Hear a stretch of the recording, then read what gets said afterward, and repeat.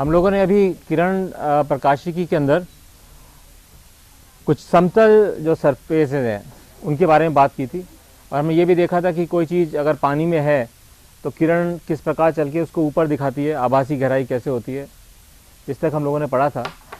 अब हम लोग एक स्टेप आगे चलते हैं, लेकिन उससे पहले एक दो चीज़ अपन पुरानी वाली लिख लें कि स्नेल का सिद्धांत जिससे याद रहे पूरे चैप्टर में।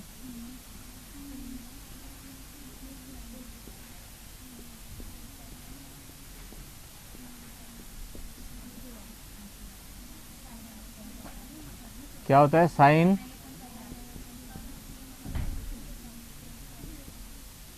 इज इक्वल टू वी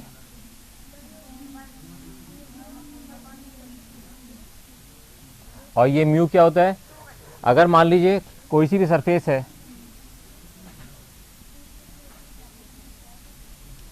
ये 2 सरफेस है और ये 1 है, तो अपन क्या लिख सकते हैं इसको?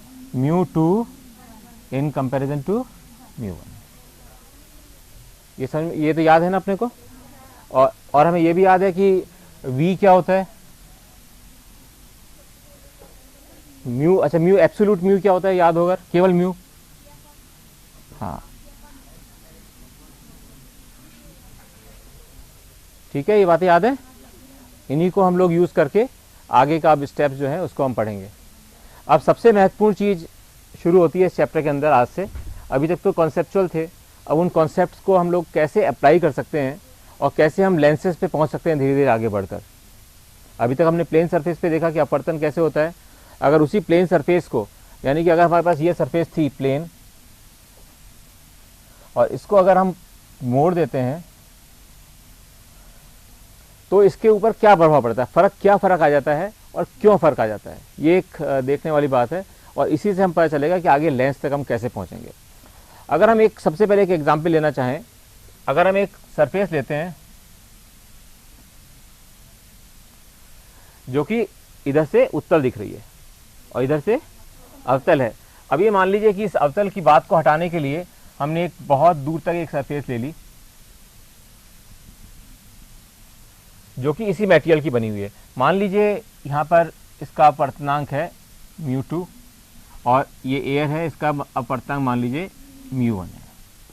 अब हमारे पास एक ये सरफेस है और हम ये मान के चल रहे हैं कि यहाँ पर ये दूरी इतनी ज़्यादा है कि हमारे एक क्षण में अगर हम देखना चाहते हैं तो ये गलत नहीं होगी और हमें ऐसा भी नहीं लगेगा कि इसको हम मेज़र कर पा रहे हैं। इसका मतलब दूरी बहुत ज़्यादा है। और हमको ये भी पता था यहाँ पर एक सिद्धांत कि यदि बिंब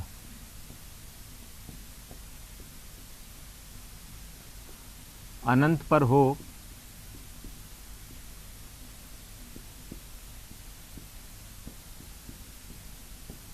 तो उसका प्रतिबिंब, क्योंकि उसने अपना देखा था कि जब फोकस पे रखा था तो वो अनंत पे बन रहा था, तो उल्टा भी यही से होगा कि अगर उल्टे पे अगर कोई रखा है, यानी कि अनंत पे अगर कोई हम लोगों ने रखा है बिंब, तो उसका प्रतिबिंब बनेगा फोकस पर।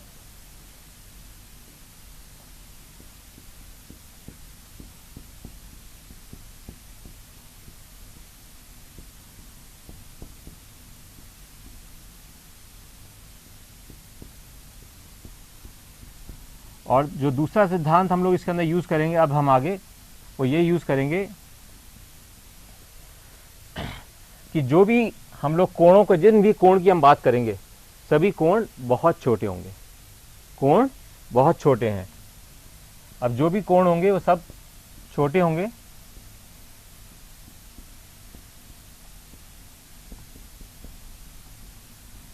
और इसका जो कर्वेचर है, उसका कर्वेचर इस तरीके से है, इसकी वक्रता, कि वक्रता करीब करीब सीधी दिखती है लाइन।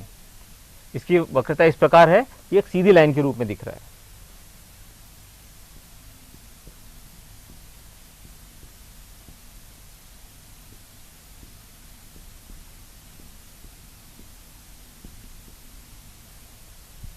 ये 3 चीज़ हम मान के चल रहे हैं, ठीक है। अब हम इसका अक्ष, जैसे हमेशा कोशिश करते हैं, हमने सबसे पहले अक्ष बनाया,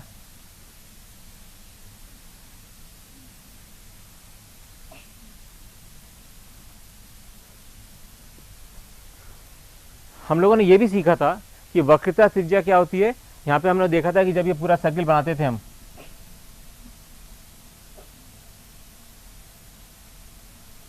अगर हम ये इसके अंदर लेंस इसमें से काट के बनाए, तो जिस वृत्त का ये केंद्र है उस केंद्र से जो दूरी है वो वक्रता त्रिज्या होती है। ठीक है ना। तो अब इसकी वक्रता त्रिज्या किधर होगी, इधर या इधर, इधर होगी। मान लीजिए इसकी वक्रता त्रिज्या यहां पर है,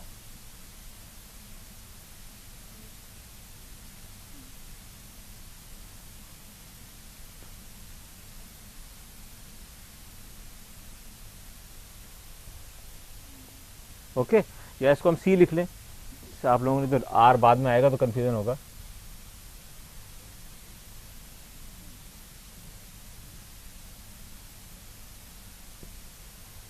ठीक है। अब हम यहाँ पे एक बहुत महत्वपूर्ण चीज और याद रखना चाहते हैं जो कि पूरे चैप्टर में काम आएगी, कि वक्रता त्रिज्या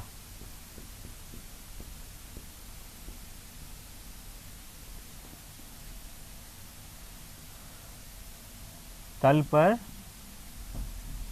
समकोण बनाती है। ये तो पता होगा आपको। नहीं, समकोण, एक मिनट,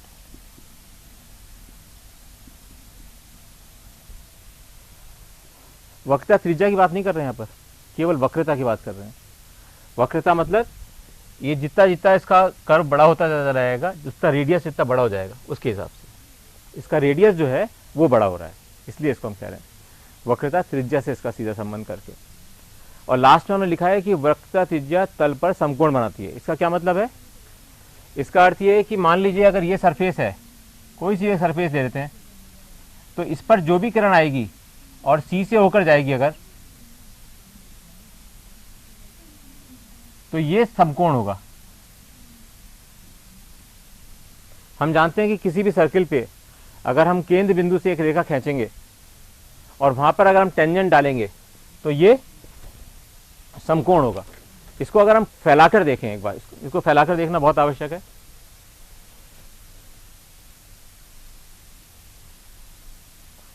केवल इस वाले हिस्से को फैला रहे हैं हम लोग।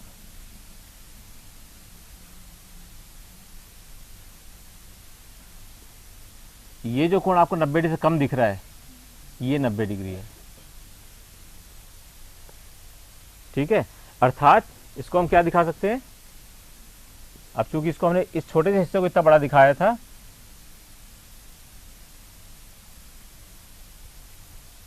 ठीक है, और जो बिंदु वक्रता त्रिज्या से जाता है, वक्रता केंद्र से जाता है, उसको वो कहां जाता है, इसकी रे, अगर मान लीजिए एक यहां से अगर ये रे आ रही है तो ये वापस कहां जाएगी,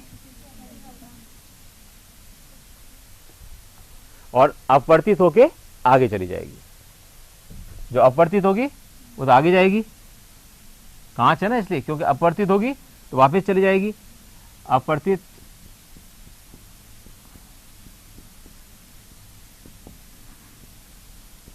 कांच में जाएगी,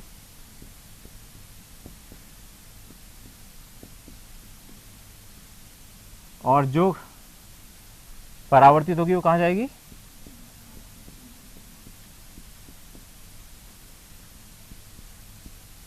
पुनः μ1 क्षेत्र में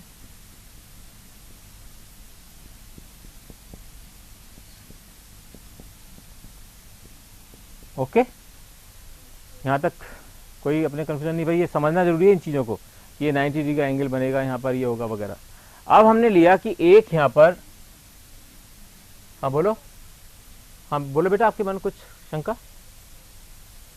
अब हमने कोई भी एक बिंदु स्रोत लिया, पहले हम सबसे पहले बिंदु स्रोत से शुरू करेंगे और उसके बाद बड़े बिंबों पे पहुंचेंगे। हमने एक बिंदु स्रोत लिया,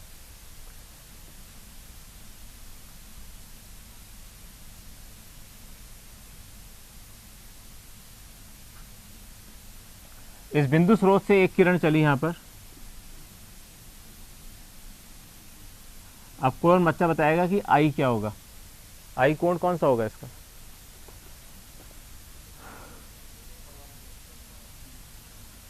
अपन ने क्या सीखा था, कोई भी आई और आर क्या होता है,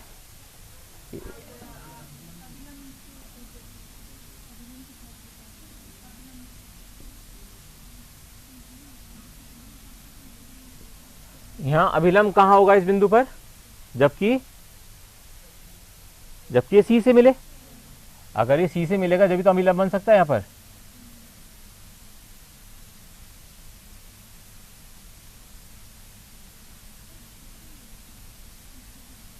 अब देखो तो आपको समझ में आ जाएगा कि एक किरण है जो अभिलंब पर यहां पर आकर आई एंगल बनाया इसने। अभी क्या कर रही है, विरल से सघन जा रही है, तो क्या होगा, मुड़ जाएगी।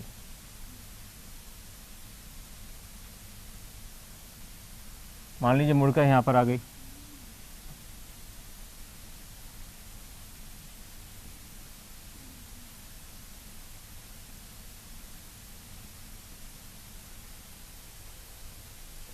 ठीक। या आप चाहें तो इसको हम ये भी कर सकते हैं, हाँ क्या कर सकते हैं, ये देखो ना, ये वाला देखो ना चित्र,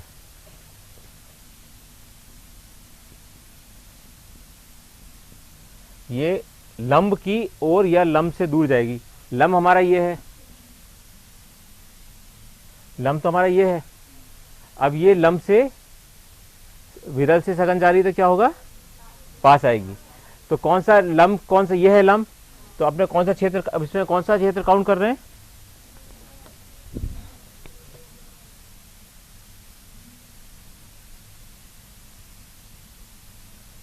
यही होगा ना जब आई इधर है तो। इसका मतलब आर हम क्या लेंगे,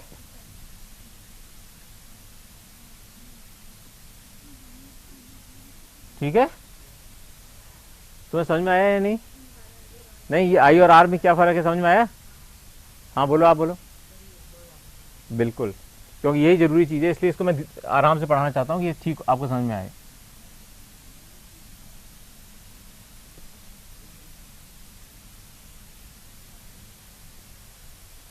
हमने बेटा यहाँ क्या किया कि इस सरफेस को अगर तुम यूं घुमा के देखो, अब इसको यूं घुमा लो, और ये जो इसके अंदर है ये इसका अभिलंब है। ये जो किरण आ रही है अपने इसको यूं लिटा लिया, तो ये किरण आ रही है ये वाली, यानी कि ये जो ये वाली जो किरण है वो ये दिख रही है यहाँ पर पहुँचती हुई। ये कहाँ से आ रही है, ए से, और ये कहाँ पहुँच रही है, एंगल आई कौन सा होगा, ये। या और हमने ये सीखा था कि जो भी वक्रता केंद्र से जो भी रेखा होती है वो हमेशा 90 डिग्री का कोण बनाएगी इस सतह पर। यानी ये जो इतना छोटा सा हिस्सा लेंगे तो ये बिल्कुल प्लेन सरफेस के रूप में काम करेगा, छोटा हिस्सा जहाँ पे पहुँच रही है किरण। और इस वाली जो रेखा है, चूंकि ये यहाँ पर 90 डिग्री का कोण बना रही है, तो ये अभिलंब का काम करेगी, ये अभिलंब होगा यहाँ पर। और अगर ये अभिलंब है तो आई क्या होता है, अपन आपात किरण जो होती है जो अभिलंब के साथ एंगल बनाएगी वो होता है आई। और जो अपवर्तित किरण है, जो अपवर्तित किरण है वो जो अभिलंब के साथ बनाएगी वो होगा आर। इसमें आर कौन सा होगा, नहीं इसमें बोलो ना, या सब लिखे हुए,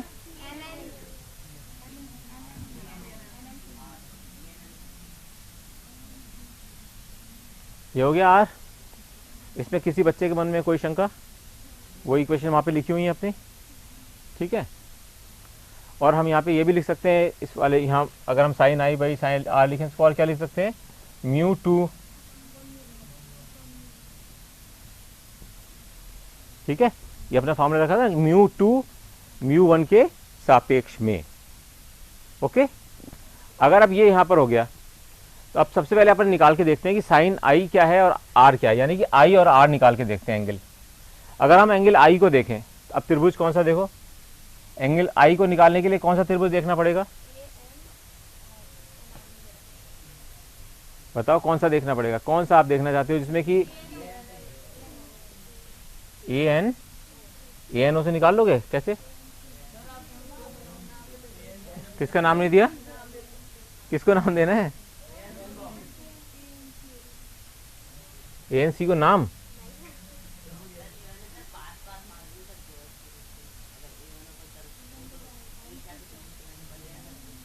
नहीं नहीं, त्रिभुज तो बन रहे हैं ना यहाँ पे, दो दो त्रिभुज बन रहे हैं, त्रिभुजों की कमी नहीं है यहाँ पे। आप त्रिभुज, ये मत सोचो कि त्रिभुज की कमी हो रही है, आप तो ये देख के बताओ कि कौन सा एंगल लेना चाहिए।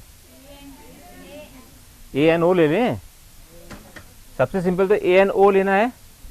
अगर ए एन ओ लेते हो, अगर ए एन ओ लो, या जिसमें आई, अब आई निकालने के लिए क्या होना चाहिए, या ए एन एम ले लो या ए एन सी ले लो। अब बताओ क्या ए एन सी ले सकते हो? क्यों लेना चाहिए बताओ, कौन सा लेना चाहिए हमें? A N C. अगर हम ए एन सी लेंगे, अगर मान लीजिए ए एन सी लेते हैं, मान लो देखो अगर ए एन सी लिया, अब बताओ आई क्या होगा? कौन से दो आंतरिक कोण?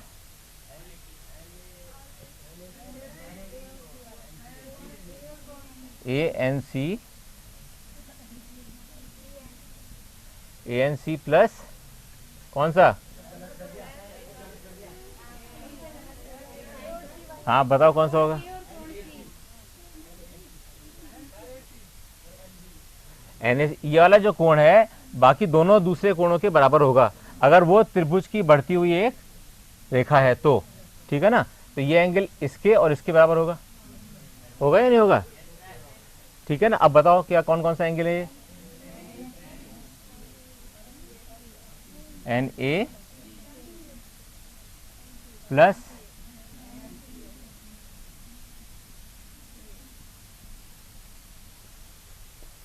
ठीक है। तो इसको एन ए सी को क्या लिख सकते हैं, अगर आपकी बात मान ली जाए तो एन ए सी को क्या लिख सकते हैं? N A C angle, angle N A C लंब अपॉन आधार, क्योंकि जो कोण होता है वो उसके टेंजेंट के बराबर हम लिया जा सकते हैं, क्योंकि छोटी वैल्यू होती है। तो अगर हम इसको लें, क्या लिख सकते हैं?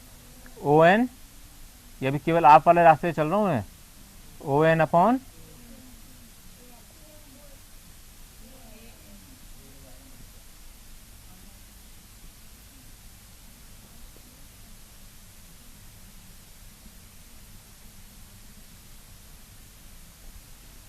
एन ए सी क्या हुआ? एन ए सी लंब अपॉन आधार, आधार क्या हुआ?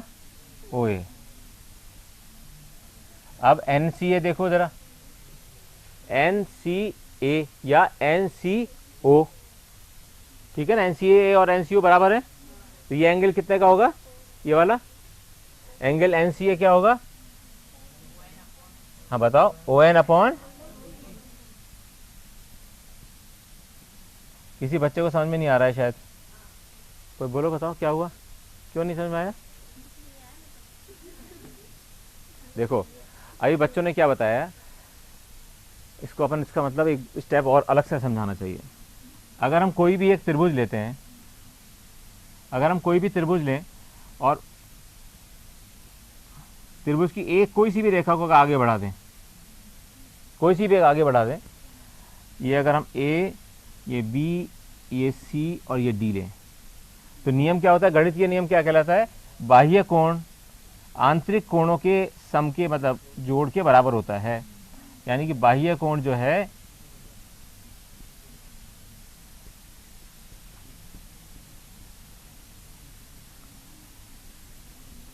अन्य आंतरिक कोणों के योग के बराबर।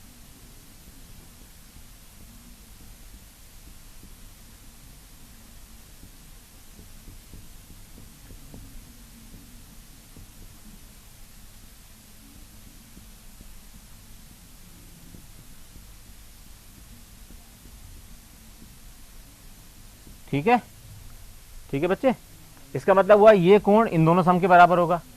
और मान लीजिए हम इसकी जगह इसको बढ़ाते आगे, तो हम ये कहते हैं कि ये जो कोण है इसका इसके सम के बराबर होगा। और मान लीजिए हम ये करते कि इसको बढ़ाते, तो ये वाला जो कोण है ये किस किस के बराबर होता? आए बेटा समझ में आप? श्योर, ये गणित का सिद्धांत है, ये आना चाहिए अपने को कि कोई भी बाह्य कोण होगा तो दोनों आंतरिक कोण जो अन्य वाले हैं सामने वाले उनके बराबर होगा सम के। किसी बच्चे को और किसी दिक्कत हो तो उसको अपन समझा सकते हैं दोबारा गणित को, इससे पहले वाला स्टेप भी जा सकते हैं हम लोग। बोलो।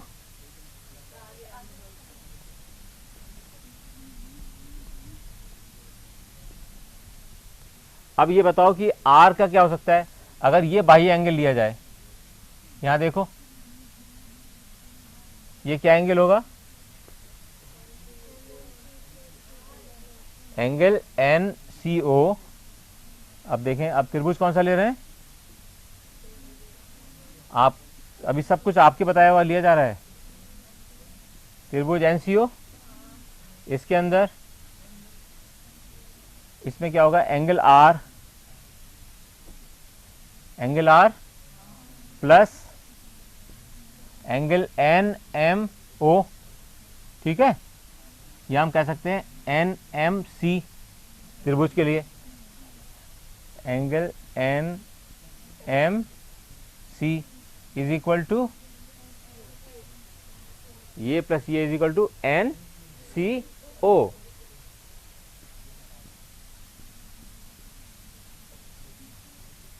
ठीक है। अगर हम इसको लिखना चाहें आर, एंगल आर क्या हो जाएगा, angle N C O minus angle N M C. N C O क्या लिख सकते हैं, एन सी ओ लंब अपॉन आधार, O N upon minus angle N M C, N M C, N M C यानी ये एंगल, ये क्या बराबर हुआ, O N upon, O N upon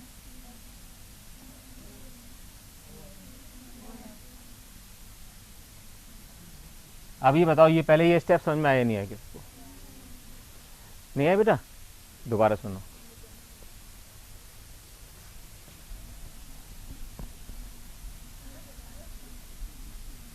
इसको एक स्टेप मुझे लग रहा है आप वो मिस हुआ है जिसको आप समझना चाहती हो। अगर मान लीजिए हम कहते हैं कि टेंजेंट थीटा किसी का भी, टेंजेंट थीटा क्या होता है, लंब अपॉन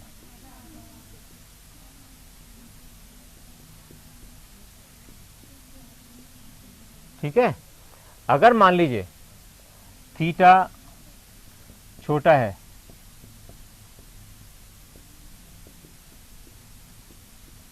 तो tangent theta is equal to theta होगा, है ना। और इसलिए थीटा का मान हम लोग रख सकते हैं लंब अपॉन आधार। अब समझ आए बच्चे क्या कह रहे हैं हम। अगर हम इस चीज को इस वाले कोण में लगाएं, इस वाले कोई सा कोण देख लो, अपन ने ये कोण लिया एन सी ओ। अब एन सी ओ एक कोण है, इसका टेंजेंट बी क्या होगा, मतलब टेंजेंट एन सी ओ क्या होगा, लंब अपॉन आधार, तो ओ एन अपॉन ओ सी यानी। और अपन ने कहा कि इस टेंजेंट थीटा को हम थीटा मान सकते हैं, तो इसे इस एंगल का मान क्या हुआ, ये अपॉन ये। अभी भी किसी को समझ में आया तो मैं इसको इस स्टेप से एक स्टेप पहले भी जा सकता हूँ। बोलो बच्चे, बच्चे आपको समझ में आया, नहीं समझ में आना चाहिए उसके, अगर समझ में नहीं आएगा तो फिर बिल्कुल हाँ बोलो। अभी मैंने नहीं किया, अभी तो आप ही बता रहे हो। हाँ कौन सा, एम एन सी, हाँ आर है, हाँ एम एन सी आर है, हाँ क्यों नहीं आ रहा है, इस ट्रायंगल में आ रहा है ना।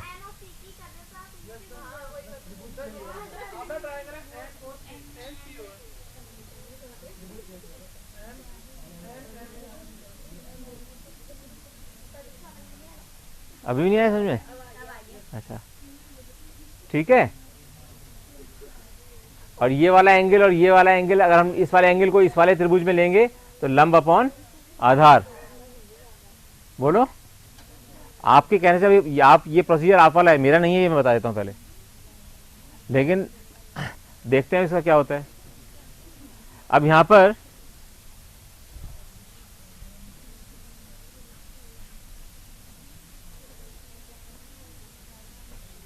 किरण किस दिशा में जा रही है? इस दिशा में। बताओ, है तुम्हारे समझ में नहीं आया? नहीं आया तो बता दो, कोई दिक्कत नहीं है, इसको अपन 1 घंटा एक्स्ट्रा लगा सकते हैं इसके ऊपर, कोई, क्योंकि ये आगे वाले सारी चीजें इसी पर आधारित है। नहीं आया, दोबारा। नहीं, ये अच्छा है ना, आप लोगों की तरफ से आना चाहिए तरीका, क्योंकि आप ये जो आप बता रहे हो उस लेटर सी की वो सही आता है नहीं आता है, और मान लो अगर सही आता है इसका मतलब आप लोगों के मन में सोच का सिस्टम है वो सही है। देखे तो सही तो करके अपन हम लोग ये देख रहे हैं यहाँ पर, पहले ये जान लो जरूरी क्या है कि अगर कोई कर्वेचर है यानी कोई वक्रता है और उसका वो ऑलमोस्ट सीधी है, ऑलमोस्ट अगर सीधी है तो ये एंगल थीटा, तो थीटा को हमेशा tan थीटा के बराबर लिख सकते हैं, और टेंजेंट थीटा लंब अपॉन आधार होती है, तो ये अप्रोक्सीमेटली 90 डिग्री है, एग्जैक्टली नहीं है लेकिन लगभग है। तो टेंजेंट थीटा लंब अपॉन आधार AC अपॉन BC, केवल इस सिद्धांत को यूज कर रहे हैं इसके अंदर। अब हम इसको दोबारा देखते हैं, हमारा उद्देश्य क्या है इस पर करने के लिए, जो आप लोगों ने बताया है वो ये है कि हम एंगल I निकालना चाहते हैं और एंगल R निकालना चाहते हैं। एंगल I चाहते हैं यहाँ पर, और एक एंगल R, दो ही एंगल से काम है हमें, आपतित कोण या परावर्तित अपवर्तित कोण। तो हमने I तो बहुत जल्दी निकाल दिया आपके तरीके से।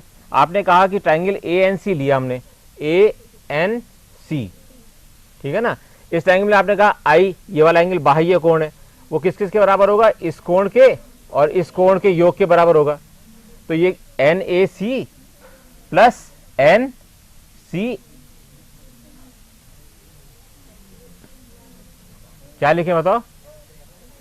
NCA को क्या लिख सकते हैं? NCO भी लिख सकते हैं, ठीक है, दोनों ठीक है, NCA भी ठीक है और NCO भी ठीक है। लेकिन मैं थोड़ा सा इसलिए करेक्शन कर रहा हूं आपके बताए में कि बिल्कुल एंड में गलती ना हो जाए। बताओ बेटा, आप बोलो आप। अब हम इस वाले एंगल को देखो, NMO, NMO। अब ये वाला ट्राइंगल देख रहे हैं हम, केवल इसके अंदर हमको पता है क्या देख रहे हैं? NMO देखना चाहते हैं या NMC देखना चाहिए? NM। अगर हम NMO देख रहे हैं तो कौन सा एंगल आप देख रहे हो? NMO। अगर NMO देखोगे एंगल तो इसका मतलब वो तो आप जोड़ ही नहीं सकते। आप लोगों ने जो NMO कराया था ना तो C से हटा के, आपका ट्राइंगल कौन सा है? आप कहां पे देख रहे हो? R कहां है? यहां पर है। तो R, ये अगर इस जगह इसको बड़ा करके देखें अपन जरा सा,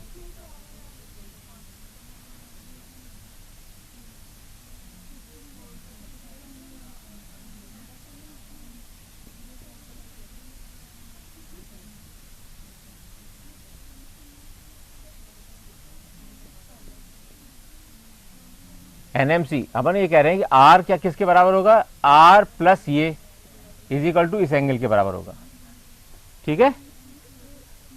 अब बताओ इसको NMO लेना चाहिए या NMC लेना चाहिए? क्यों? नहीं, वो तो जब आएंगे अब देखेंगे, आएंगे नहीं आएंगे। पहले अपना जो आपका कंसेप्ट उससे करो, कोई दिक्कत नहीं है। लेट अस सी कि इसका आंसर क्या निकल के आता है। एंगल तो ये आएगा ना, क्योंकि अपन ने ये सिद्धांत सीखा है कि ये वाला जो कोण है, बाह्य कोण, ये दोनों आंतरिक कोण के बराबर होगा। और आंतरिक ये अपन दो कोण कौन सा लेना चाह रहे हैं जिसमें एक R जरूर शामिल हो, तो इसको हम क्या लिखना चाहिए? हाँ बताओ बेटा, क्या कोई कंफ्यूजन?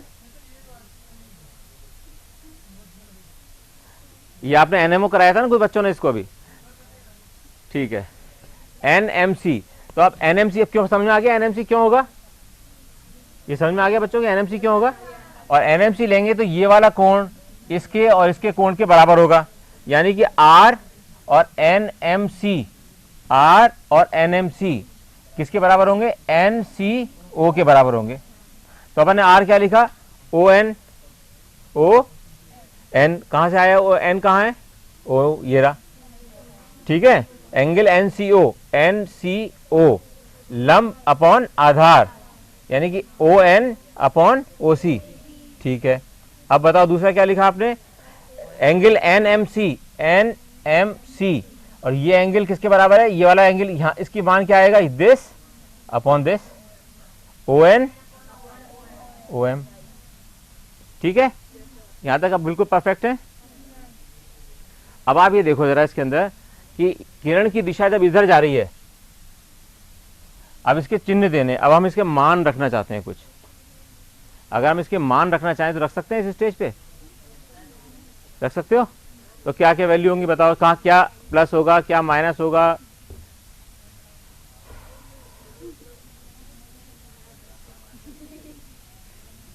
अपन ने क्या सीखा था कि जो किरण की दिशा में दूरियां होती हैं, कहां से, ध्रुव से, वो होती है पॉजिटिव, और जो किरण की दिशा के विपरीत होती हैं, O से जोड़ स्टार्ट करके, वो नेगेटिव होती हैं। अब इसमें बताओ जरा कि क्या क्या चीज क्या क्या होगी।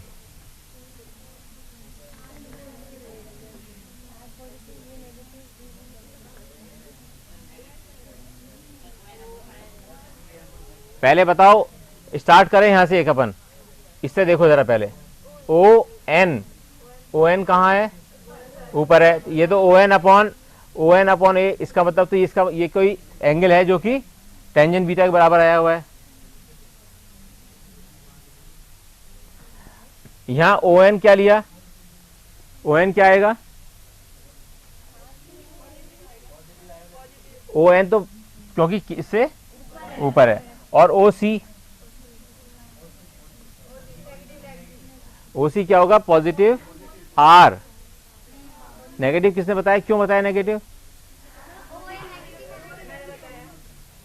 देखो देखो ये किरण जा रही है इधर, यानी कि इस दिशा में जो भी दूरियां होंगी O से स्टार्ट करके, वो सारी की सारी पॉजिटिव होंगी, और जो O से इधर चलेंगी इस दिशा में, वो नेगेटिव होंगी।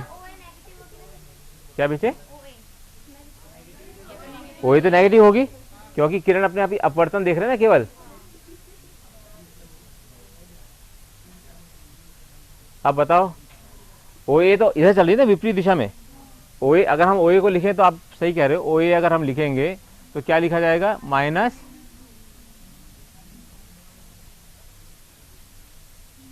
ठीक है, ये अपने इसमें एक चीज निकल के आई। और दूसरा अपन आप देख रहे हैं OC, ये किरण इस दिशा में जा रही है, और ये भी दूरी अपन कहां से नाप रहे हैं, OC, और यहां पे CO लिखा होता तो, लेकिन OC इसलिए नहीं लिखा हो सकता था CM, क्योंकि हम सब दूरियां यहां से O से नापते हैं, तो अगर इसकी दूरी नापेंगे हम तो CO नहीं नाप सकते, अपन ने कह रखा है कि हर दूरी को हम ध्रुव से नापेंगे, तो इसको कभी भी CO नहीं नापेंगे, इसको हमेशा नापेंगे OC, और OC है इस आपतित किरण की दिशा में, तो OC क्या होगा,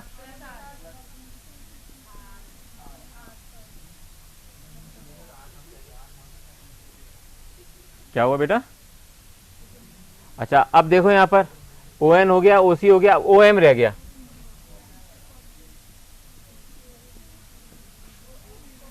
OM क्या है, V, और किस दिशा में है, जिस दिशा में आपतित किरण है।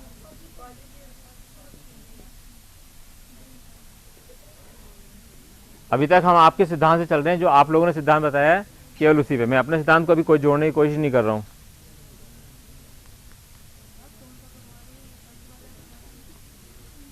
फर्स्ट वाला क्या, अभी तो अपन के लिए बता रहे हैं कि चिन्ह क्या क्या है,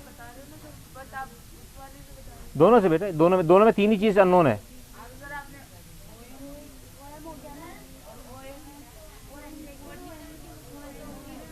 OM, ON से तो मतलब ही नहीं है, क्योंकि ON की हाइट हमें पता ही नहीं है, ON की तो हाइट दे ही नहीं रखी हमें पता थोड़ी है किरण कहाँ किस जगह जाके काट रही है। अभी कैंसिल होगा, सब कैंसिल होंगे। अभी पता नहीं आप लोगों ने सही लिखा है या नहीं लिखा, मुझे पता नहीं है इसका। जो कुछ लोगों ने बताया है, जो उन्होंने स्टार्ट कराया है, उन्हीं के उनसे करके चल, हो सकता है कि उनका तरीका भी सही हो। ऐसा नहीं है कि बच्चे अपना अगर अपना दिमाग लगाएं तो तरीका सही भी हो सकता है, कोई वो नहीं है कि गलत होगा। अब अपन एक चीज देखते हैं, आपने यहाँ पे देखा μ2 upon μ1 upon is equal to sine I upon sine R, और आई और आर छोटे हो तो क्या लिख सकते हैं इसको, आई अपॉन आर, ठीक है, तो हम इसको क्या कह सकते हैं, mu two R is equal to mu one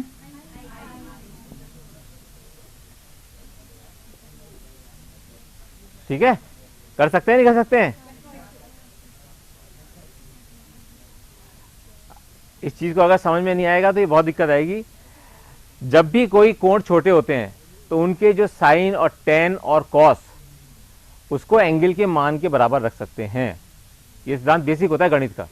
अगर साइन थीटा छोटा है तो साइन थीटा को थीटा लिख सकते हैं, टेन थीटा को थीटा लिख सकते हैं, कॉस थीटा को थीटा लिख सकते हैं। ये बेसिक सिद्धांत है कि अगर छोटे एंगल्स हैं तो उनके साइन कॉस टेन को उन कोणों के बराबर लिखा जा सकता है। ये याद रखना हमेशा, ये गणित का सिद्धांत है और ये गणित सिद्धांत आपको पढ़ाया होगा शायद 9th 10th में। हाँ 10th में पढ़ाया होगा ना ये, तो 10th की चीज़ है, चलो अच्छी बात है, इसमें कोई बुरा नहीं है। ओके, तो अगर हम यहाँ पे देखें तो हम यहाँ क्या कर सकते हैं, इस वाले फार्मूले को अगर लगाएं हम इसके अंदर,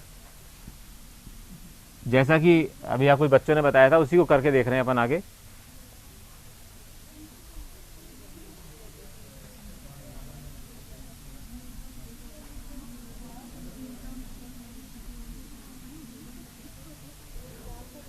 अब म्यू टू की जो वैल्यू थी यहाँ पे देखो, आर से लिखो mu two into R. R क्या है, आर निकाला आपने,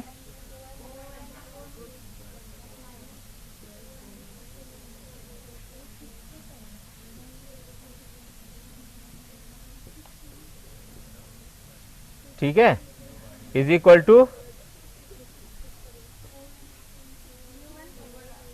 म्यू वन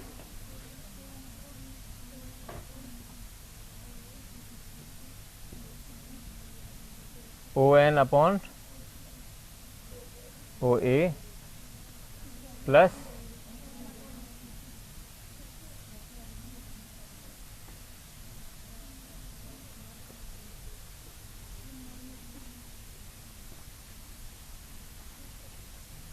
ठीक है।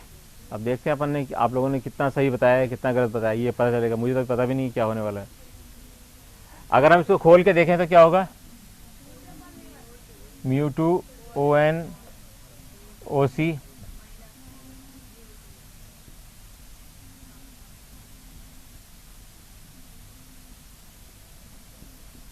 Mu one O N by O A plus mu one O N by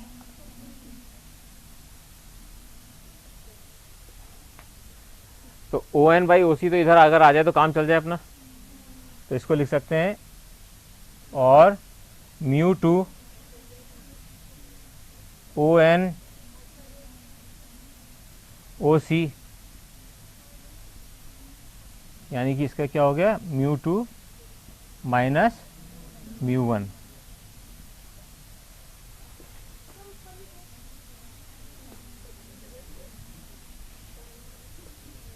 इसका अगला स्टेप लिख रहे हैं, म्यू वन वाली संख्या को इधर लिया है क्योंकि O N by O C common है, O N by O C ये कॉमन हुआ,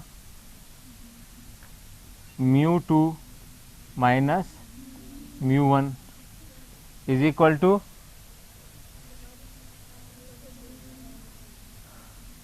mu one O N by O A plus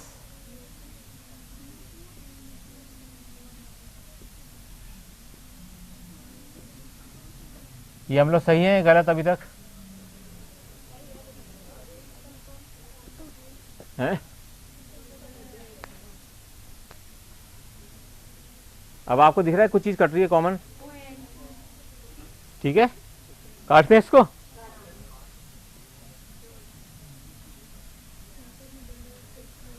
और अब इसका मान रख देते हैं जैसे अपन ने यहां निकाला है, अपन ने निकाला था ओ सी इजिकल टू आर।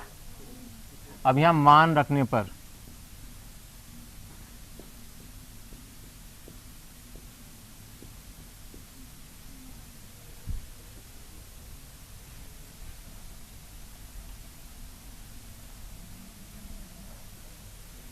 आपने मान रखा, आपने पता है कि O C is equal to R है, तो ये हो गया mu two minus mu one upon R is equal to mu one by O ए।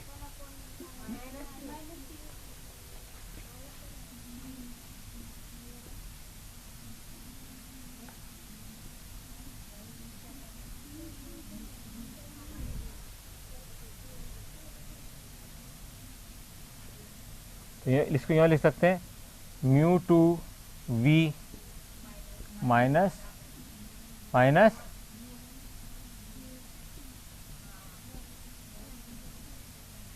ठीक है। तो इसको हम क्या फाइनली क्या लिखते हैं, किस शेप में लिखते हैं, mu two minus mu one.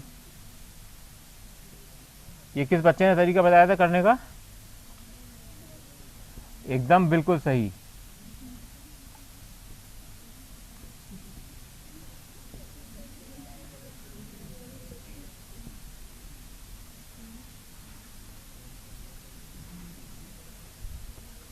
ये वही मान आया जो मैं निकालता तो भी यही मान आता।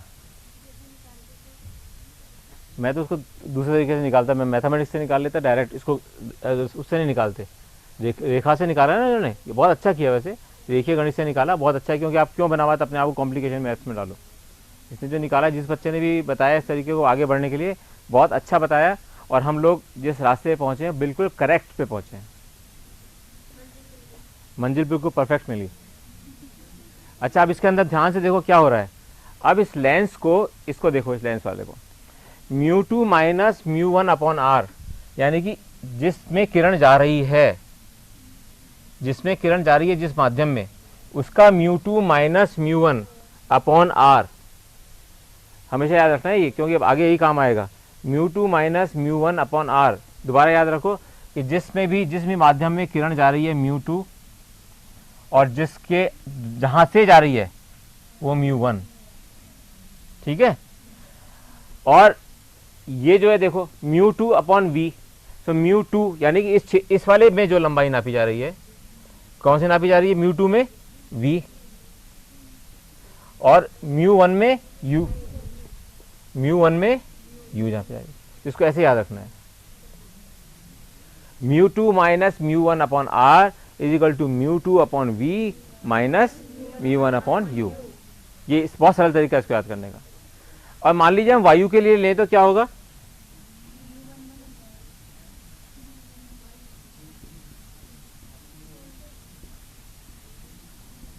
Mu one will be one,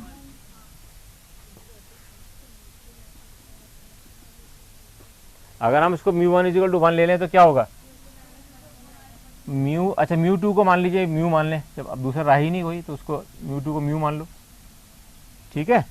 तो mu minus one upon R, mu two is equal to mu हो गया, म्यू अपॉन वी माइनस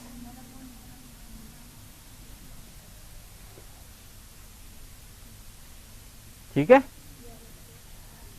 अब मान लीजिए एक छोटा सा और एक्सपेरिमेंट, कि अगर कोई अनंत पे रखा होता है, ये अपन ने कहा था ना अनंत से रखें, तो अनंत से रखेंगे तो क्या होगा, तो उस पर कहाँ पे बनेगा अपना फोकस पे। अगर हम देखें कि अगर u इज इक्वल टू अनंत है, u इज इक्वल टू अनंत पे अगर हम ले रहे हैं तो v क्या होगा, और किधर होगा यहाँ पर प्लस, तो v इज इक्वल टू हम मान लो इसका f लेते हैं, तो क्या होगा, क्या हो जाएगी इक्वेशन, म्यू वन, म्यू बहुत ही नीचे हो गया,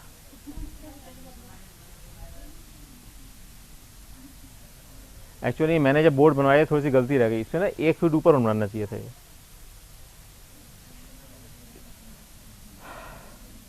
तो क्या हो जाएगा यहाँ पे, mu minus one upon R is equal to, अब बता अपन कह रहे हैं v is equal to F हो गया, so mu upon F minus one upon अनंत क्या होता है, वन अपॉन अनंत क्या होता है, जीरो, वन अपॉन अनंत की वैल्यू होती है जीरो। तो ये क्या हो गया, mu minus one upon R is equal to mu upon F.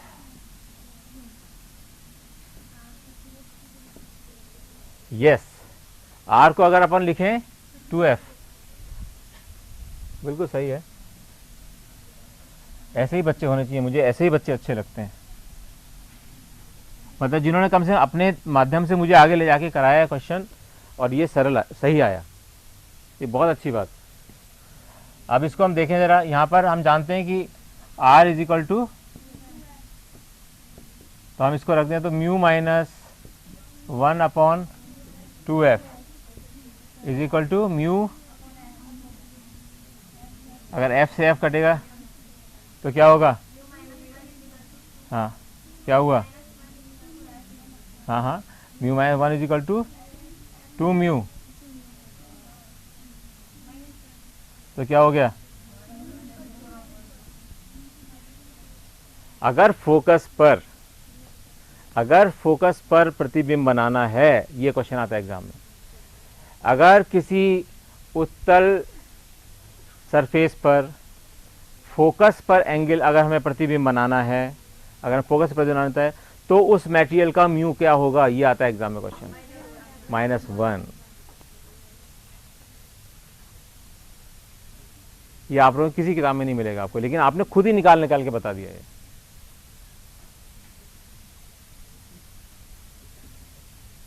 Very very good.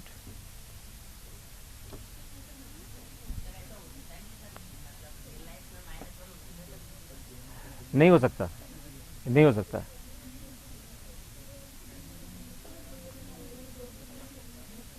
ठीक है, चलें आगे।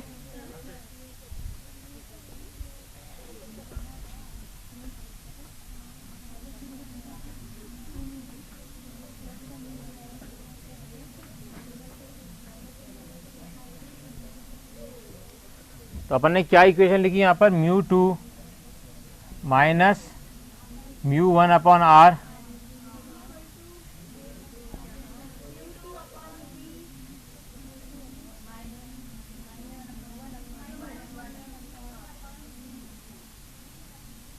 ये तो याद रहेगी ना हमेशा आपको,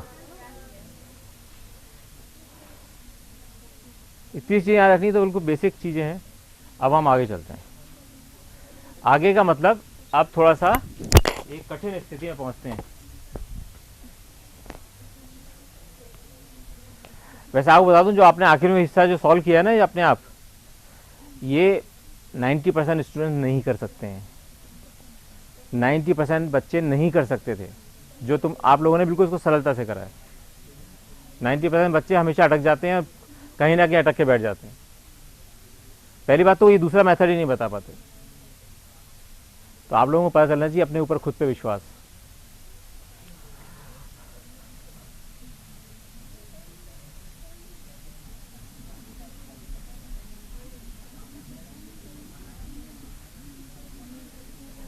अब जो अपन पढ़ने जा रहे हैं उसको आपको पहले केवल चित्र जो है, उस चित्र को ही अगर आप समझ लोगे तो जिस तरह से आपने इसका हल बताया है उसका हल भी अपने आप निकाल दोगे।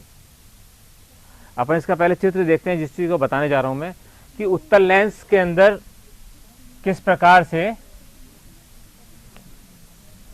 प्रतिबिंब बनेगा। ठीक है,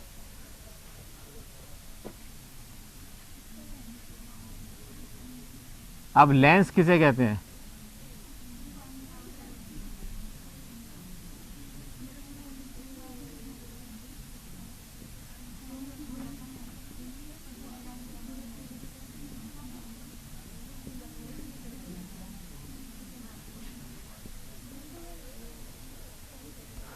कौन बच्चा बताएगा कि लेंस का क्या मतलब होता है? लेंस क्या, लेंस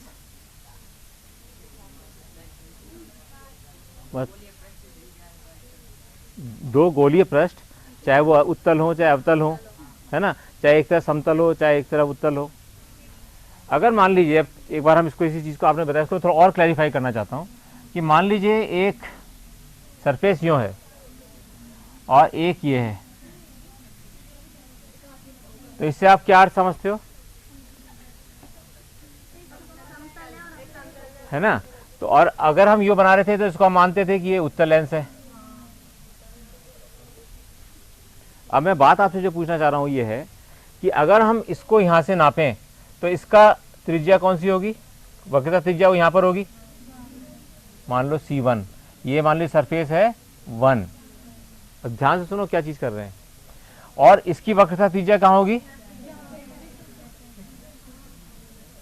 देख रहे हो आप। तो यहाँ C1 नहीं लिखा हम लोगों ने, क्योंकि इस वाले धरातल का हम निकाल रहे हैं वक्रता त्रिज्या। तो ये C2 यहाँ पर C2 आएगा और ये C1 आएगा।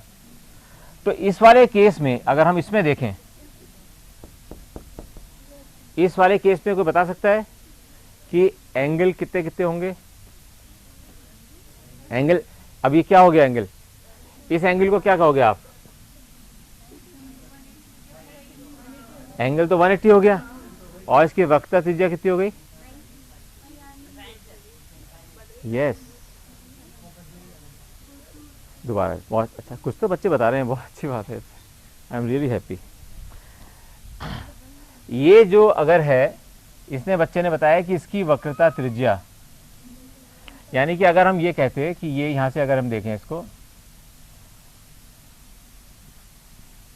ये क्या होगा R1, इस सरफेस का है ना, ये इस सरफेस का R1 तो यहां पर है, और इस सरफेस का R यहां होगा, ठीक है। तो ये वाले इसका क्या है R1, तो R1 तो ये है इसका, इसकी वक्रता त्रिज्या है, और R2 इसकी है।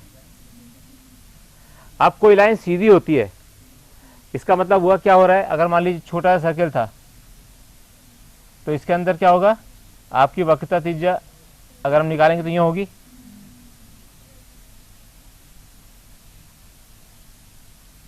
और बड़ा किया इसको, फिर इसको और बड़ा किया, और जब इसको इतना बड़ा कर दिया कि ये सीधी लाइन आ गई यहां पर, इसका मतलब हो गया कि इसकी जो वक्रता त्रिज्या है वो अनंत है। यानी कि हमेशा अपने को याद रखना है कि किसी भी, ये बात किसी बच्चे को नहीं समझ में आई तो बता देना, क्योंकि ये ऑप्टिक्स के अंदर पूरे समय ये यूज करते हैं। नहीं समझ में आया, गुड, कोई दिक्कत नहीं, कोई बिल्कुल नहीं है। ऐसा है कि कोई भी, अगर मान लीजिए कोई भी सर्किल है, कोई भी सर्किल है, इसको हम ये मान सकते हैं, अगर हम इस जगह देखें, यहाँ पे तो सीधी लाइन दिखेगी छोटी सी, इन अनेकों सीधी सीधी लाइनों को जोड़ते जाएं तभी सर्किल बनता है। जिस प्रकार के अपन ने घर में देखा होगा कि सीमेंट की जालियां लगाते हैं, या आपने जैसे मान लीजिए गांधी जी का चौराहा है, गांधी जी का चौराहा गोल है यूनिवर्सिटी के पास, लेकिन उस पर जितनी भी वो लगाई हुए हैं जालियां, वो सब चौकोर है, सब जालियां तो इस तरह से बनी हुई हैं।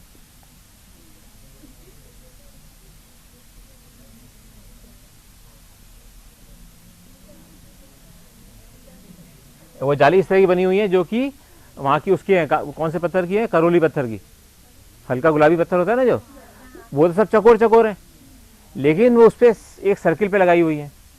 इसका मतलब एक सर्किल बहुत छोटी छोटी सीधी रेखाओं से मिलके बनता है।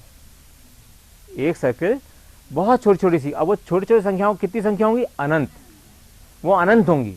इसका मतलब ये है कि अगर हम कोई भी एक छोटा सा हिस्सा ले लें, मान लीजिए हमने एक ही छोटा हिस्सा लिया और फिर इसको हमने बड़ा करके देखा, इस छोटे हिस्से को हमने बड़ा करके देखा, तो हमको पता चलेगा ये इसी सर्किल का हिस्सा है, इसी सर्किल का हिस्सा है, लेकिन इसकी वक्रता त्रिज्या क्या हो गई है, स्ट्रेट। अब इसकी त्रिज्या खत्म हो गई है, इसके अंदर जो वक्र रूप जो इसका था वो खत्म हो गया। अब एक छोटी जो सीधी एक रेखा थी इसकी, इसका जो हिस्सा थी, उस हिस्से का हमने उपयोग किया है और उसको हमने बहुत बड़ा करके हम देख रहे हैं। इसका मतलब जब इस तरह का लेंस का जब भी कोई क्वेश्चन आएगा एग्जाम में, ठीक है ना, तो एग्जाम में ये भी आता है। फिर एग्जाम में कई बार ये कह देते हैं कि ये है तो ऐसा, और इधर हमने इसके ऊपर वो लगा दिया चांदी, सिल्वर, इसका मतलब ये दर्पण बन गया। ऐसा क्वेश्चन खूब आते हैं कि आप यहाँ पे एक रखा था दर्पण बना दिया, या फिर एक ऐसे क्वेश्चन भी खूब आते हैं, आपने देखा एक रखा हुआ है पानी पे पर रखा हुआ है साहब, तो ये पानी भर गया। तो अब ये क्या हुआ यहाँ पर, ये पहले वाला लेंस, तो पहले वाला तो ये था, और ये क्या हो, ये कौन सा लेंस हो गया, समतल अवतल।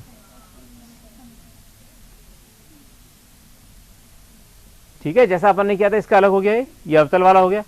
ये बीच बात समझ में आ रही है, बताओ बच्चे, आया समझ में तुम्हें? इस क्या हुआ यहाँ पे, क्या है ये? समतलो अवतल, यानी कि समतल अवतल ही बोल सकते हैं इसको। ये आपको बेसिक जो चीज बता रहा हूं मैं, कि कोई सा भी हमें हो, लेकिन हमें ये बिल्कुल क्लियर होना चाहिए कि अगर कोई पृष्ठ सीधा है तो उसकी वक्रता त्रिज्या अनंत है। ठीक है, अब इसको अपन आगे बढ़ते हैं, अगर ये फंडामेंटल्स बेसिक समझ में आ गए हैं तो। ओके, अब हमने एक लेंस बनाया,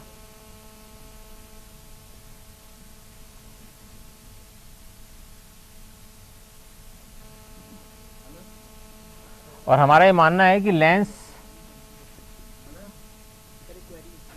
हाँ हाँ हाँ सर, जोड़ो तो जोड़ो। वो आपने हाँ बोलो बोलो। वो लेंस का संयोजन कर बताया था ना। नहीं, अभी संयोजन तो बताया नहीं बेटा, अभी लेंस के बारे में बात करेंगे। लेंस कैसे कैसे हो सकते हैं, किन स्थितियों में लेंस हो सकते हैं, और किन स्थितियों में अपन उसकी वक्रता त्रिज्या को क्या मानेंगे। आप क्या जानना चाहते हो, बोलो, आप क्या बोलना चाहते हो? सर वो बी लेंस का संयोजन है ना, है बेटा, उसमें वो एक किरण से अपवर्तन के बाद वो एम किरण बन रही है। कहाँ बन रही है? फिर वो बाद में जो आपने सी किरण बना रखी है वो कैसा है?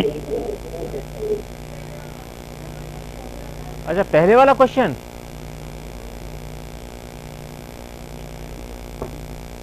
चलो बनाते हैं, रुक जाओ। उनकी आवाज में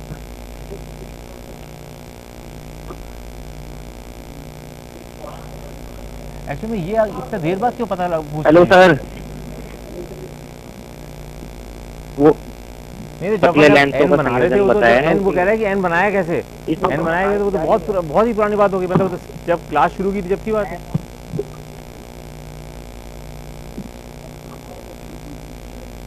एक्चुअली क्या है, ऐसे क्वेश्चन से सब बच्चों का टाइम वेस्ट होता है। पतले लेंस हो गए संयोजन में, जो एक किरण से जो जा रही है ना, फिर वो अपवर्तन के बाद देखो देखो, अच्छा एम देखो, किरण बन रही है। कोई बात नहीं, देख लो आराम से देखो। मान लीजिए इसकी वक्रता त्रिज्या आर है,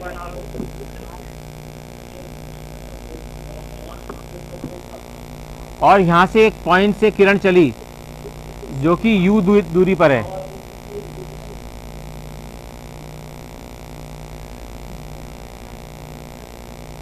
अब ये जो किरण यहां पहुंचेगी, तुम ये पूछना चाहते हो ये कैसे आगे कैसे चली?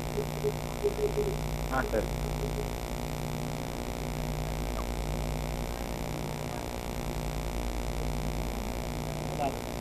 अब बेटा यहां पर देखो, जहां देख रहे हो या नहीं, कि अगर यहां पर मान लीजिए क्या पॉइंट लिखा था इसको मैंने, मैंने आपको बताया था कि किसी भी पॉइंट को, सर्किल के किसी भी पॉइंट को, वृत्त के किसी भी पॉइंट को अगर वक्रता त्रिज्या से जोड़ते हैं तो वहां पर जो छोटा सेगमेंट होता है उसके हमेशा वो लंबवत होता है। यानी कि अगर हम इसको इस लाइन से जोड़ेंगे और इस लाइन को आगे बढ़ा देंगे तो ये 90 डिग्री का कोण होगा। यहाँ पर इस जगह ये सीधी लाइन मानी जाएगी और ये 90 डिग्री का कोण होगा। ये हमारी प्रेजम्पशन है। अगर ये 90 डिग्री का कोण है यानी लंब, आपातित किरण जो लंब के साथ कोण बना रही है वो आपतन कोण है। अब अपने को निकालना है कि जब ये यहाँ पर एक लंब है तो लंब के, क्योंकि जा रही है विरल से सघन की तरफ, तो ये कहाँ जाएगी? अभिलंब की तरफ मुड़ेगी। तो अभिलंब हमारा ये है और आई ये है, तो इसको मुड़ेगी, इसका मतलब हो गया कि इसके पास जाएगी।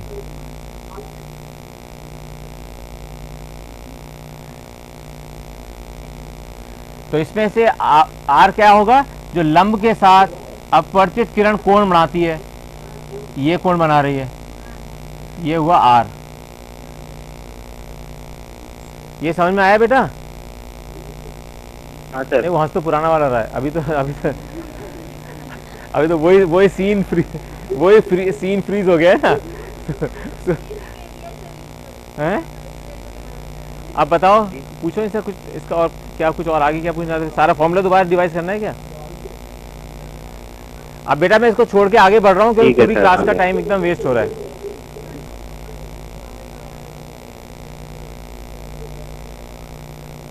आज कम से कम इस चित्र को बनाना सीख लो, और इसका जो आगे होगा वो कल अपन देखेंगे, लेकिन आज का चित्र तो अपन सीख लें, है ना, क्योंकि इसमें टाइम, चित्र ही बनाने में सारा टाइम है, इसको करने में बहुत कम टाइम है।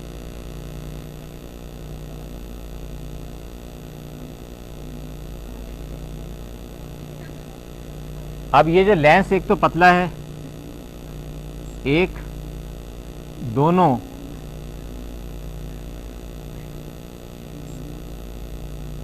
सरफेसेस, क्या कहते हैं सरफेस को हिंदी में?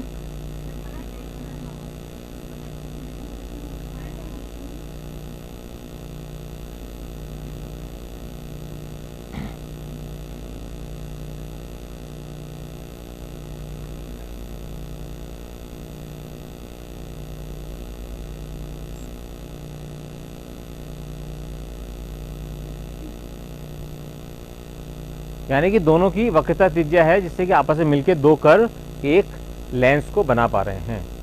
यह है उत्तल लेंस। अब हमने यहाँ पे देखा, सबसे पहले हम इस सरफेस को देखें। इस सरफेस को हमेशा याद रखिएगा, ये पृष्ठ 1 कहलाएगा।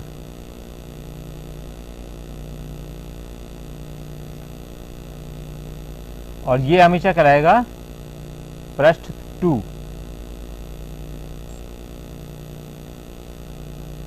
अब इससे संबंधित जो भी चीज़ें बनेंगी उन सबको हम 2 लगाएंगे उसके अंदर, और जो इसके अंदर से बनेंगी, इसके रेफरेंस बनेंगे, उनको 1 बनाएंगे।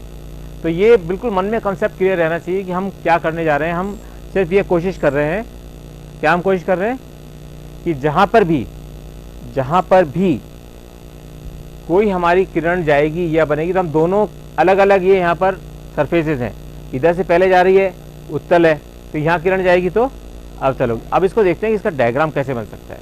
सबसे पहले ये देखिए, ये है पृष्ठ 1, तो इसकी वक्रता त्रिज्या कहाँ होगी? C1 कहते हैं इसको, C1, और ये है दूरी R1।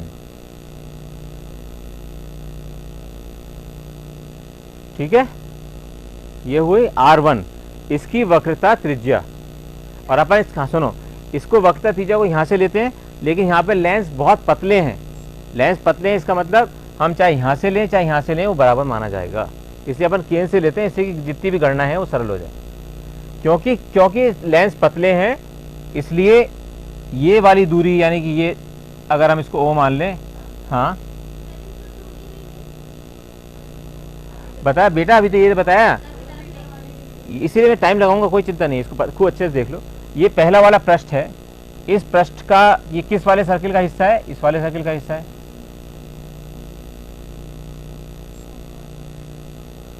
ये इस वाले सर्किल का हिस्सा है, तो इसकी वक्रता त्रिज्या R1 ये हुई, जो कि यहाँ से यहाँ तक की दूरी है। पतला होने के कारण इसको हम यहाँ से केंद्र से ले रहे हैं, इससे कि कैलकुलेशन सरल रहे। ये बात समझ में आ गया कि ये इस वाले का वक्रता त्रिज्या यहाँ पर है। इसी प्रकार इसकी वक्रता त्रिज्या C2, ये कौन से वाले वृत्त की वही वक्रता हुई इसकी।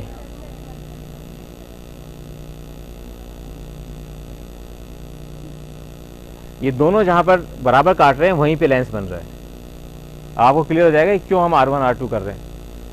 ये हो गया हमारा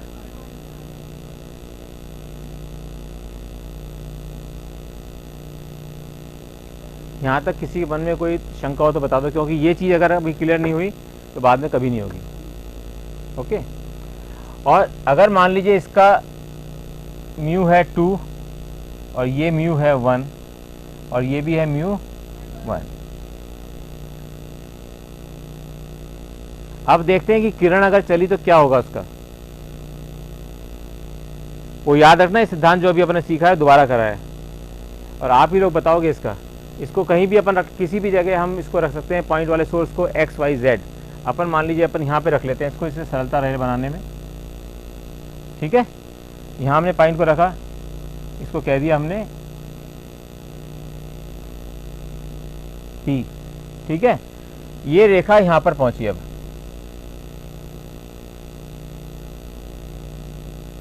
ध्यान से देखो, अब यहाँ पर लंब कौन सा कहाँ से चलेगा?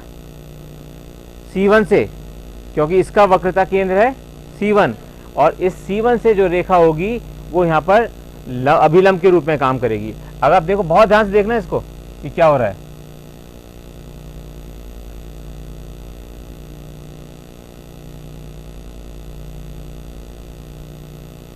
ये अभिलंब हो गया, और ये हमारा हुआ I1,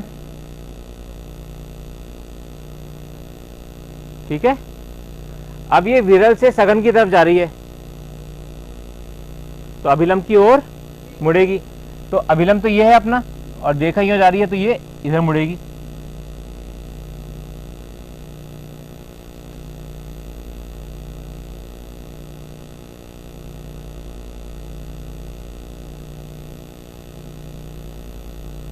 यहां मुड़ेगी, और ये होगा R1।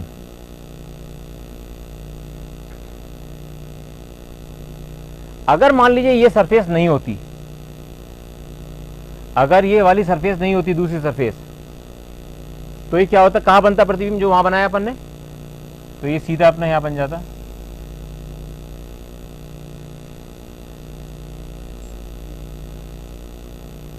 अनंत कैसे हो सकता है बेटा, उसको बड़ा करके देख रहे हैं ना अपन सिर्फ।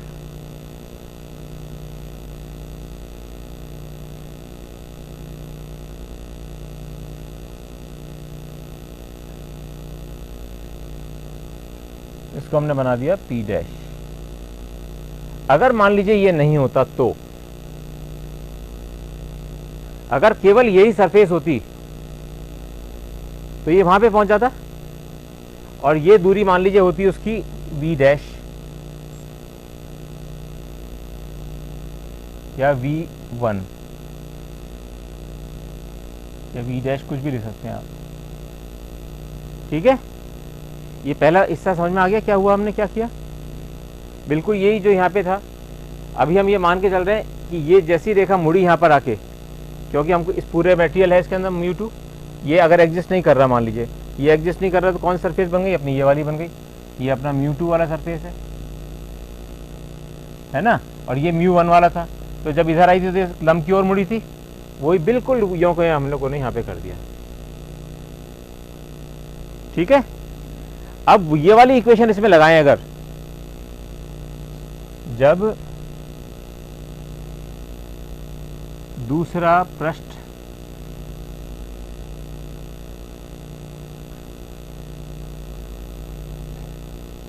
अस्तित्व में नहीं माना गया,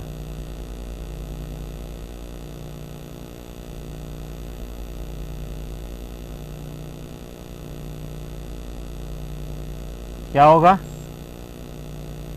अब ये इक्वेशन लगानी है, बिल्कुल वैसे लगेगी, μ2 माइनस μ1, देखो जरा क्या होगा, μ2 माइनस μ1 अपॉन R1, है ना, इसका R1 है ना यहाँ पे, इसलिए लगेगा, जब यहाँ कर रहे थे R ये था, अब यहाँ R1 है, इस समय वो R की जगह केवल R1 लिया अपन ने, तो क्या लगेगा, μ2 minus μ1 upon R1 is equal to क्या आएगा, μ2 अपॉन V1। आप देखो कितना इजी है ये, μ2 upon V1 minus μ1 upon U upon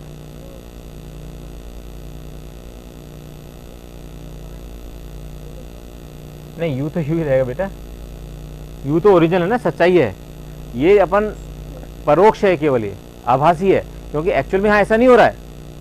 actual में तो ये सरफेस यहाँ पे अपन ये मान के चलते हैं कि अभी ये वाली सरफेस नहीं है, अपन इस सरफेस को नहीं मानते, तो बिल्कुल ये वाली स्थिति आ गई, ये बना लिया अपन ने।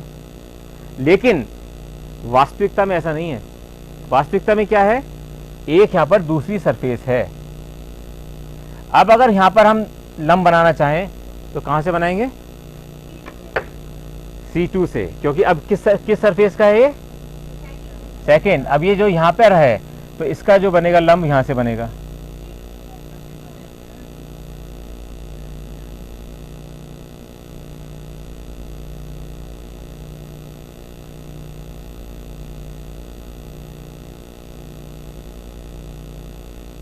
इससे कितना इजी हो जाएगा आपको। नहीं, डायग्राम इतना कॉम्प्लिकेटेड है, किताब में समझ में नहीं आता कभी।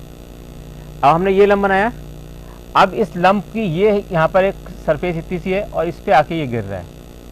अब इसमें आई क्या होगा, जो बच्चा बता देगा सही, तब मैं मान जाऊंगा उसको कि वो उसने वाकई में कुछ देर पढ़ाई करी है। अब आई क्या होगा, अभिलंब से बनने वाला कोण जो कि सतह से चल रहा है, यहाँ पर अपन ने बनाया, ये इसका अभिलंब है, तो और रेखा ये आ रही है, ये वाला, ये वाला, ये क्यों आई होगा? शांत शांत शांत। आपने इधर कैसे बनाया था, तो ये कैसे बनाया था, ये कैसे बनाया था? जो यहाँ से सी से आपकी रेखा आई, उससे जो कोण बन रहा था आपतन आपत,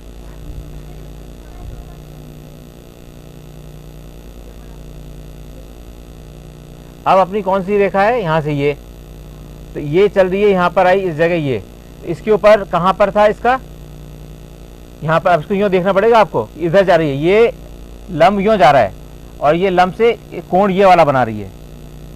आप देखो ना, लंब से कौन सा कोण बन रहा है, लंब से कोण ये वाला बन रहा है। अगर हम इसको बड़ा करके देखें,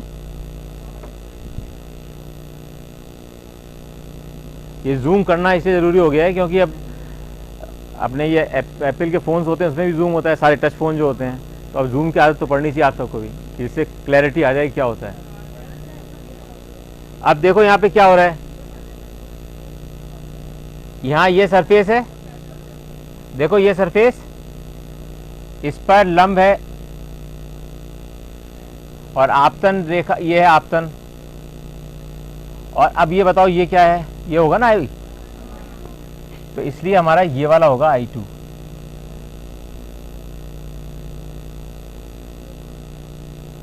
और अब इसी अभिलंब से दूर जाएगी ये पास, सघन से और विरल में जाते हैं तो दूर चली जाती है, तो दूर चली जाएगी तो क्या होगा, इससे दूर, इसका मतलब ये मुड़ी यहाँ पर।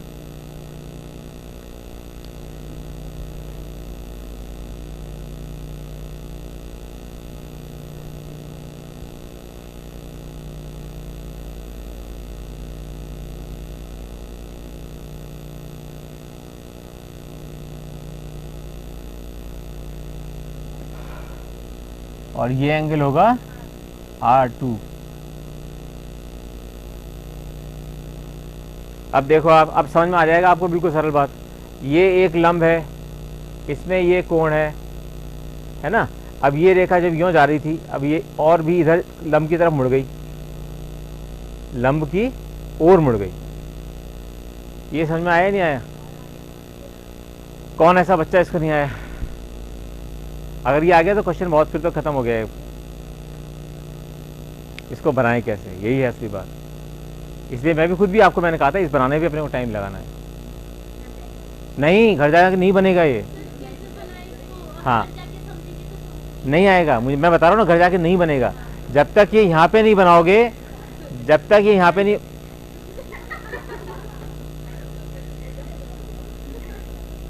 सुनो सुनो, देखो ये इस चित्र के अंदर दोबारा से मैं बना सकता हूँ पूरा। ठीक है, पूरा करें दोबारा से।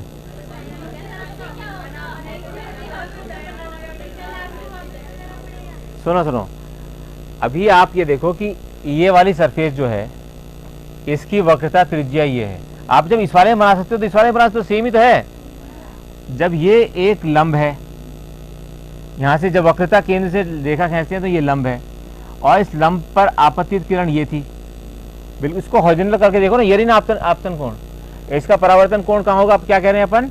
लंब की ओर झुक रही है, लंब की ओर झुक रही है, तो क्या होगा? दूर जा रही है, क्योंकि सघन से और विरल जा रही है। तो अब ये कहाँ जाएगी? अगर पास यहाँ आ रही थी, अगर इसके नजदीक आ रही होती तो ये होती, और इसके दूर जा रही है तो ये होगा ना एंगल R। नहीं, लेकिन मुझे लगता है कुछ बच्चों के चेहरे पे अभी खुशी नहीं है।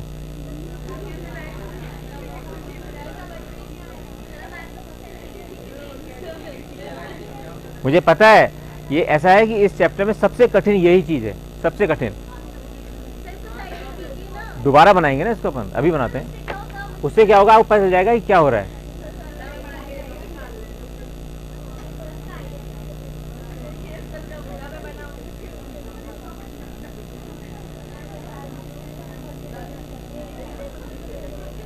देखो देखो, केवल यहाँ पे इसको देखना है।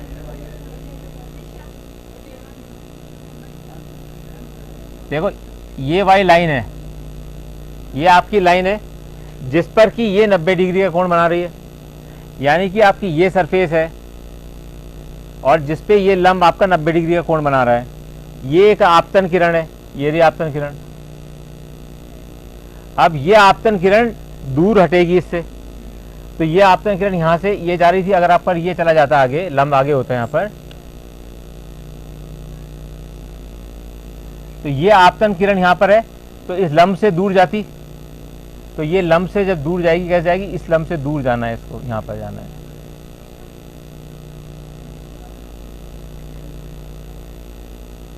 ये समझ में आया या नहीं?